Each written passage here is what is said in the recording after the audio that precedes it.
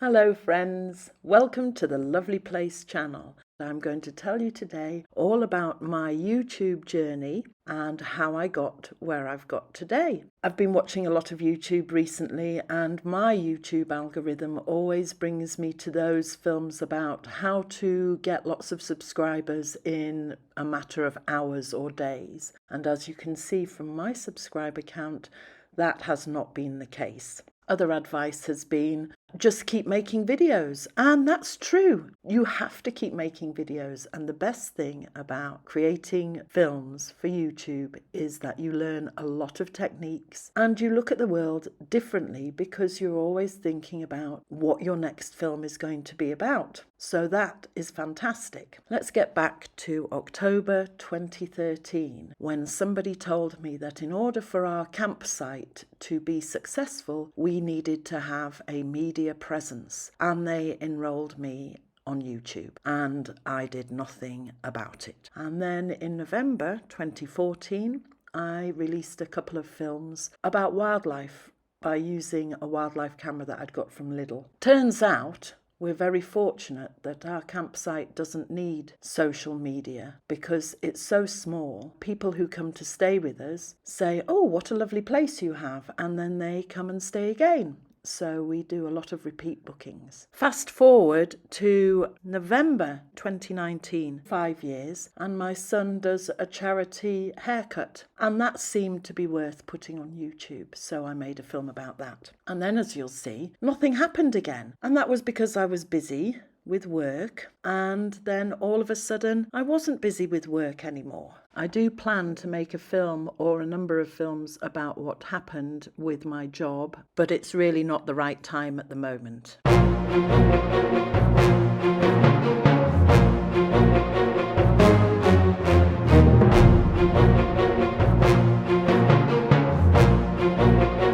Well, in November 21, an incident occurred at work, and by December 21, I had been placed on special leave. Then in December 21, I broke my leg.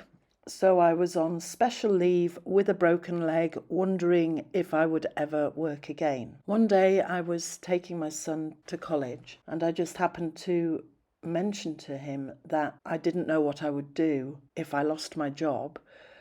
Where would I go next? What would I do? How would I earn money? And my son said to me, "Don't be a teacher because children are horrible."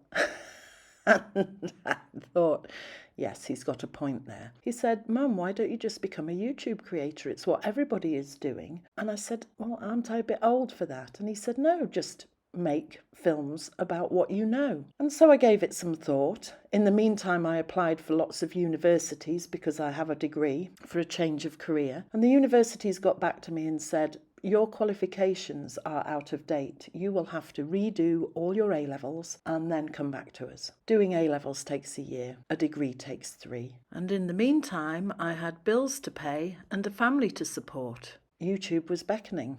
I thought to myself, how hard can it be? I'm not daft. All I have to do is film what I do anyway and post it. Fast forward to April 2022, and I decided to accept the challenge. I'd been advised by my union not to get another job. It was springtime, the days were getting longer, and I had a lot of time on my hands. I also wanted to show my children that you can retrain to do anything at any time, and anything is possible if you're just prepared to put in the work and effort. So April 22, I released a film called Strawberry Daiquiri about me making a cocktail. It had 3 views.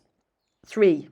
But that's better than nothing, and it wouldn't have had any views had I not made the film and posted it. So then I progressed to a roast chicken dinner film with similar fantastic results, and so on to where we are today. I have made hundreds of videos, as has been recommended. I've had what I consider to be some great ideas. I made a series of videos called Alternative 1 to 9, of which I'm quite proud of. Nobody watched them. I did a series of videos called What's in the Bin, never thinking that the YouTube algorithm would choose as the thumbnail the actual thing that was in the bin, which kind of defeated the project. I did a video called the Wheat Crunchy Challenge, which was fantastic, and I've also made an extreme jigsawing video. What has occurred to me watching other people's videos about how they've only got 500 subscribers and they've been going 11 years or 15 years. I've noticed in the comments section that people generally are really nice. If they can subscribe to a channel, they subscribe to a channel because there's nothing to lose. It doesn't cost them anything. I just think that if you come across a channel on YouTube that has less than 1,000 subscribers, subscribe to them until they're comfortably over the 1,000 mark, and then you can depart if you don't like their content. And if you do like their content, then so much the better. And that way the small creators can actually get on with the job of creating, because creating videos for YouTube is a lot of fun, but it's also a full-time job. And currently, when I was laid off work, I had time to make videos. And for all of 2023, I had time because I was looking after my mum. So while I was sitting with my mum, I had time to make videos. She did ask me what on earth I was doing, and I explained to her that this was my side hustle and that it was the career that I wanted to do, and I was putting in the hours and effort to get there. Fortunately, she saw me reach the 500 subscriber mark before she died.